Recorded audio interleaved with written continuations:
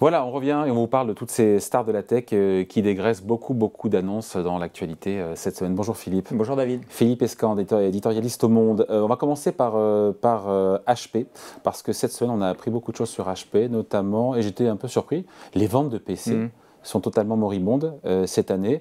Qu'est-ce qui s'est passé? C'est les confinements, parce que pendant le confinement, pendant la crise sanitaire, on avait tous acheté, on s'était tous équipés voilà, en PC et compagnie. Tout ça paraît loin. Ben oui, alors l'un explique l'autre aussi, hein, c'est-à-dire que en fait HP est victime un peu de la double peine. La première, c'est qu'effectivement le marché du PC qui était stagnant, voire légèrement déclinant jusqu'aux années 2019, eh bien avec les confinements de l'année 2020 puis 2021 a connu un boom extraordinaire. Hein, c'est-à-dire qu'effectivement tout le monde est parti s'acheter son portable pour les enfants qui devaient faire l'école à domicile, pour travailler, évidemment. Le télétravail a été un accélérateur extraordinaire. D'équipement, évidemment, puisqu'on a beaucoup travaillé chez soi, et puis on continue d'ailleurs à le faire. Donc il y a eu un boom qui a été très important sur les ventes de micro-ordinateurs. Et puis aujourd'hui, c'est le contre-coup. C'est-à-dire qu'effectivement, maintenant, les gens sont équipés, ils ne s'équipent plus. Et puis la réalité aussi qui se révèle, c'est que le marché du PC, comme on disait, c'est un marché qui est globalement déclinant. Ça fait déjà un certain temps qu'on a transféré vers le portable. 25% de baisse, HP nous parle sur le trimestre. Le cabinet Gartner dit que c'est le pire trimestre de l'histoire des ordinateurs.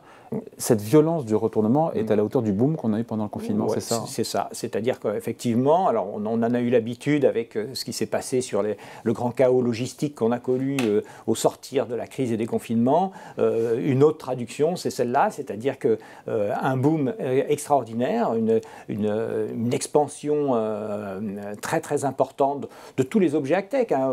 Souvenez-vous, les vélos d'appartement connectés, tous ces objets-là, la visioconférence aussi, une expansion absolument incroyable. Et puis aujourd'hui, c'est le contre-coup. Et donc on a des chutes qui effectivement sont historiques. Le Gartner le dit, depuis qu'on a mesuré les ventes de micro-ordinateurs dans le monde, eh bien c'est la plus forte chute qu'on a jamais enregistrée, près de 20% de chute en un trimestre, ça s'était jamais vu. Et on revient donc à un déclin qui est structurel. C'est là où... Oui, bien sûr. Alors, le déclin, il s'est passé en plusieurs étapes. Hein. Donc, effectivement, il y a d'abord eu l'arrivée du smartphone. Donc on se souvient, 2008, l'iPhone, c'est une vraie révolution. Les jeunes générations progressivement abandonnent l'ordinateur pour se tourner vers le téléphone mobile. Maintenant, il y a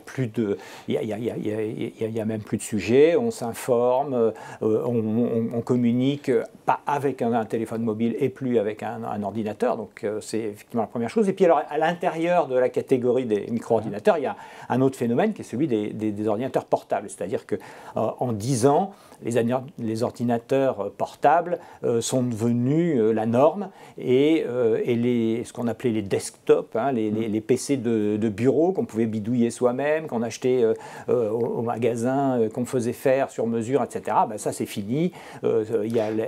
L'essentiel des ventes maintenant, c'est les ordinateurs portables. Mais malgré tout, c'est une baisse entre les PC fixes et les laptops, comme on dit, les portables.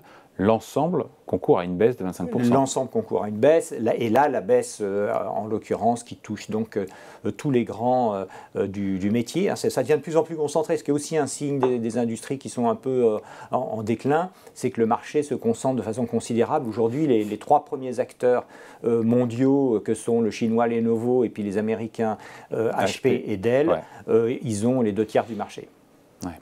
D'ailleurs, dans la foulée, HP qui a dégainé un méga plan de licenciement, 6000 postes. C'est beaucoup, c'est 10% des effectifs quand même. Oui, c'est 10% des effectifs. Alors là, effectivement, maintenant, ça commence à devenir une habitude depuis quelques mois. On voit progressivement tous les géants de la tech qui annoncent des plans absolument considérables de licenciement. Hein, 10 000 personnes chez Facebook, 10 000 chez Amazon, et puis certains qui sont encore à venir. Hein, on parle de Cisco, on parle, enfin bon, tous les grands de la tech qui avaient, faut dire, embauché pas mal il y a un an ou deux, sont maintenant en train d'être rattrapés par la crise. Les investisseurs qui sont frileux parce que la bourse baisse, eh bien, ils font pression aussi sur les résultats. Et donc même Google a décidé de geler ses embauches et va probablement réduire ses effectifs. Donc on est dans quelque chose qui est vraiment structurel et qui touche là, à ce moment-là, tout le marché de la technologie. Pour le moment, il n'y a pas d'effet sur le taux de chômage aux États-Unis de ces wagons et ce dégraissage de la tech américaine. Encore une fois, il y a beaucoup de noms, on les a quasiment tous cités, mais Twitter, Amazon, Snap, enfin Disney, il y en a beaucoup. Hein. Oui. Alors d'abord, c'est pas la plus grosse population. Ça faisait partie des métiers en tension, mais ce n'est pas comparable avec les pénuries qu'on connaît dans le domaine de la restauration, du transport, des chauffeurs, etc., où les pénuries sont considérables, et c'est ça qui alimente le fait qu'il n'y ait pas, pour l'instant, de remontée du chômage.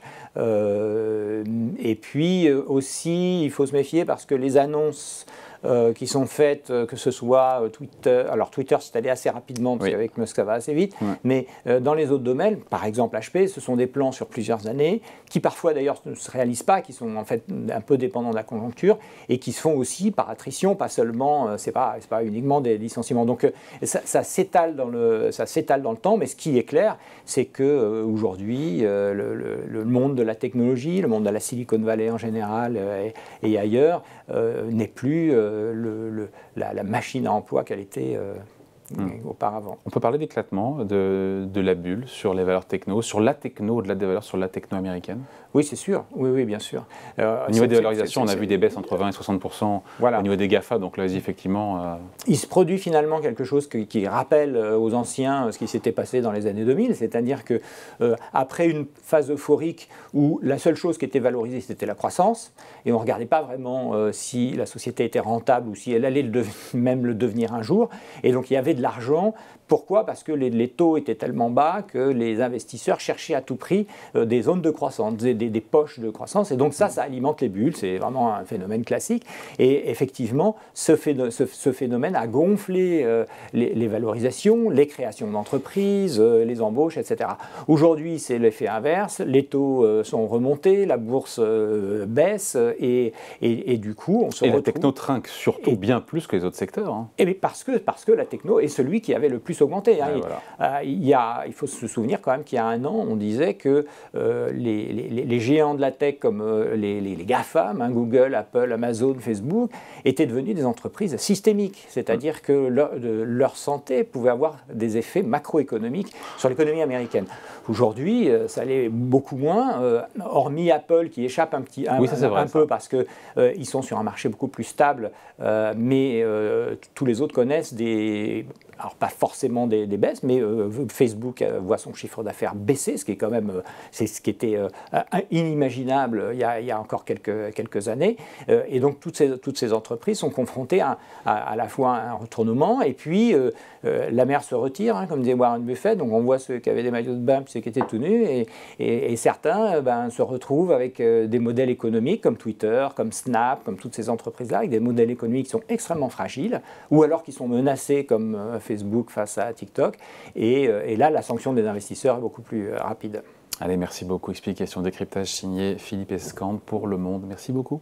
Merci David.